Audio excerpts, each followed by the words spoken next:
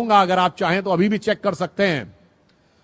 सूर्य से धरती की दूरी जो 15 लाख कुछ मील है, उसको यदि आप सूर्य के डायमीटर से डिवाइड करें तो जानते हैं कितना आता है संख्या? 108। चंद्रमा से धरती की दूरी को चंद्रमा के डायमीटर से डिवाइड करें तो 108 आता है। कहीं कहीं आप देखेंगे 109 पॉइंट कुछ आ रहा होगा। इसका अर्थ क्या हुआ कि 108 is the galactic ratio of our solar system with the two major planets, एक सूर्य और एक चंद्र। चंद्र उपग्रह है, पर व्यवहारिक दृष्टि से वो इसलिए माना गया क्योंकि हमारे ग्रह वो माना गया जो सूर्य और हमारे बीच की ऊर्जा को काटता हो। वो हमारी उनकी डेफिनेशन में एक डिफरेंस है, that is a different thing. But मैं कहना चाहता हूं, सूर्य आत्मा का प्रतीक है, चंद्रमा मन का प्रतीक है। दोनों का धरती से डिस्टेंस 108 के रेशियो में है। इसका मतलब अगर आपको आत्मा से मन का एकाकार करना हो तो माला कितनी बार जपनी होगी? 108 टाइम्स। और इस 108 का हमारे जीवन से क्या संबंध है? मैं प्योरली साइंटिफिक टर्म की बात करता हूं। जो अर्थ और धरती का डिस्टेंस है, जिसका रेशियो 108 डायमीटर ऑफ सन है, अगर यह थोड़ा सा 10% दूर चला जाए तो इस धरती पे टेम्परेचर इतना गिर जाएगा कि जीवन नहीं रह सकता। 10% नजदीक आ जाए तो धरती पे टेम्परेचर इतना बढ़ जाएगा कि जीवन नहीं रह सकता। इसका मतलब जीवन का संतुलन वो 108 का रेशियो बता रहा है। चंद्रमा का क्या महत्व है? देखिए, हमारी धरती पे जीवन एक और कारण से है। अगर हमारी धरती एक्सिस में स्ट्रेट होती और वो घूमती रहती तो सूर्य की सारी किरणें सेंटर पे पड़ती, इक्वेटर पे। तो इक्वेटर पे तो एक्सेसिव टेम्परेचर हो जाता और नॉर्थ और साउथ पोल पे एक्सेसिव नेगेटिव टेम्परेचर होता, तो भी जीवन नहीं पनप सकता था। परंतु ये 23.5 डिग्री पे झुकी हुई है, इसलिए आधे टाइम जाड़ा, आधे टाइम गर्मी, मौसम भी बदलता है और जीवन का चक्र भी चलता है। वो 23.5 डिग्री क्यों झुकी हुई है? Because of A ratio of the distance of चंद्रमा। उसकी वजह से वो 23 डिग्री पे टिल्ट है। चंद्रमा 10% दूर हो जाए तो ये 23.5 से सीधी हो जाएगी। फिर ऋतुएं नहीं बदलेंगी, मौसम नहीं बदलेगा, जीवन नहीं चलेगा। चंद्रमा थोड़ा 10% नजदीक हो जाए तो धरती और झुक जाएगी, फिर भी जीवन नहीं चलेगा। अर्थात हमारे धर्म का विज्ञान, आकाशीय विज्ञान हमें यह बताता है कि जो जो संख्याएं भी हमारे यहां निर्धारित की गई हैं, वो किस गहराई के साथ, किस विज्ञान के विचार के साथ तय की गई हैं। इसीलिए मन और आत्मा का संयोग करने के लिए सहज स्वाभाविक रेशियो ये वही होना चाहिए जिसमें हमें जाप करने के लिए कहा जाता है। और इसीलिए कभी आप में से बहुतों ने ध्यान दिया हो कि साल में 12 ही महीने क्यों होते हैं? अगर एम्पेरिकल डिवीजन होता तो 10 महीने होने चाहिए थे ना। अगर आप जनरल किसी चीज को एक एम्पेरिकल ढंग से डिवाइड करते तो 10 महीने होने चाहिए थे। 12 क्यों होते हैं? क्योंकि हमारा सारा ज्ञान जो था वो आकाशीय गति के आधार पर था। और जिस दरमियान धरती सूर्य का एक चक्कर काटती है, उस समय में चंद्रमा धरती के 12 चक्कर काटता है। इसलिए 12 महीने एक साल में होते हैं। और जो हमारे मैथमेटिक्स के विद्यार्थी बैठे होंगे, मैं कहूंगा कि आप बड़े से बड़े मैथमेटिक्स के प्रोफेसर से पूछिएगा, सर्किल में 360 डिग्री ही क्यों होते हैं? 300 डिग्री होते समझ में आता, 100 डिग्री होते समझ में आता, 200 डिग्री होते समझ में आता।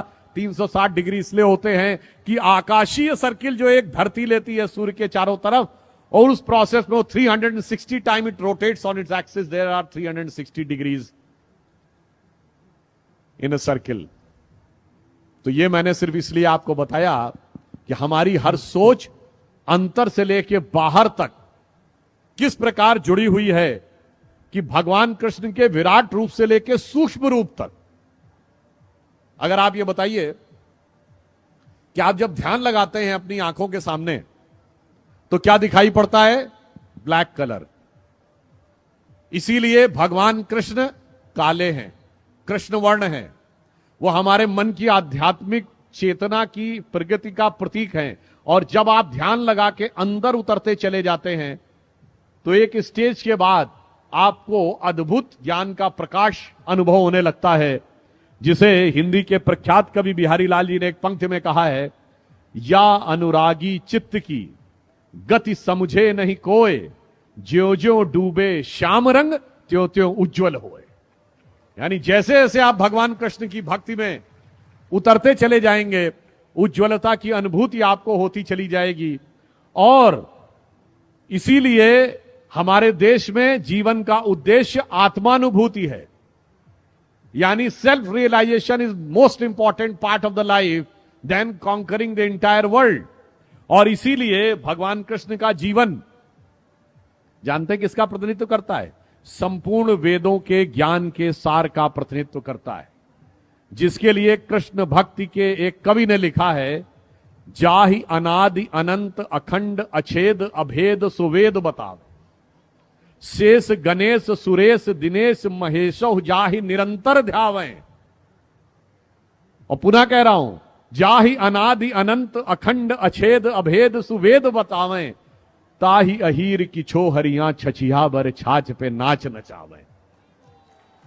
और ये किसने लिखा है? सैयद इब्राहिम रसखान, भगवान कृष्ण के बहुत बड़े भक्त कवि, जो मुस्लिम थे, माना जाता जिनका जन्म काबुल में हुआ था, उनकी समाधि वृंदावन में है। वो आकर भक्ति में ऐसे लीन हो गए कि उन्होंने ये कहा, और उनकी एक बड़ी प्रख्यात कविता है, आप सबने सुनी होगी, कि वो कहते मेरा अगला जन्म हो तो मैं कृष्ण भक्ति में ही रहना चाहता हूं।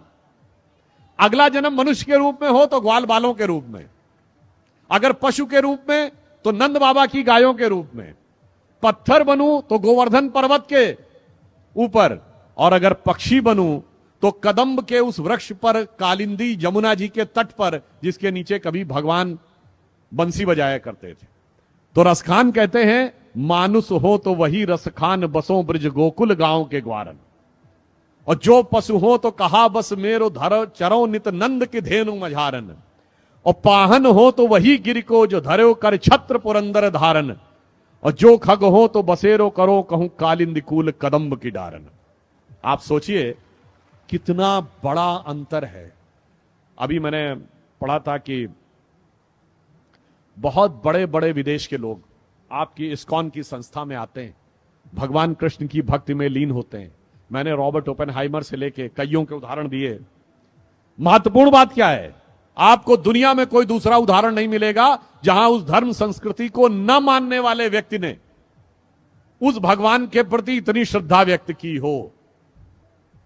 और उससे बड़ी बात यह है, उससे यह भी नहीं कहा गया हो तुम कन्वर्ट हो जाओ। यह हमारी ज्ञान की गहनता और विचारों की उदारता का प्रमाण है। मगर अफसोस की बात यह है, रसखान की जो मैंने पंक्ति बताई, आज की युवा पीढ़ी को कभी कभी भ्रम हो जाता है और वो पश्चिम से ज्यादा प्रभावित होने लगते हैं। तो इस पे मैंने एक पैरोडी सुनी थी बचपन में, जब मैं बच्चा था, क्लास 7th 8th में। तो वो मुझे याद आता है कि शायद आज के लोग ये सोचने लगते हैं कि आज होते तो क्या सोचते, कहते मानुष हो तो वही कभी चोच बसू सिटी लंदन के किसी द्वारे, और जो पशु हो तो बनू बुलडाग चढ़ू नित कार पे पूछ निकारे। तो आज की ये विचार जो आने लगे, हमें उन विचारों से बचने का प्रयास करना चाहिए, उस दिशा में आगे बढ़ने का प्रयास करना चाहिए जो राष्ट्र को सही दिशा में ले जाए, और वो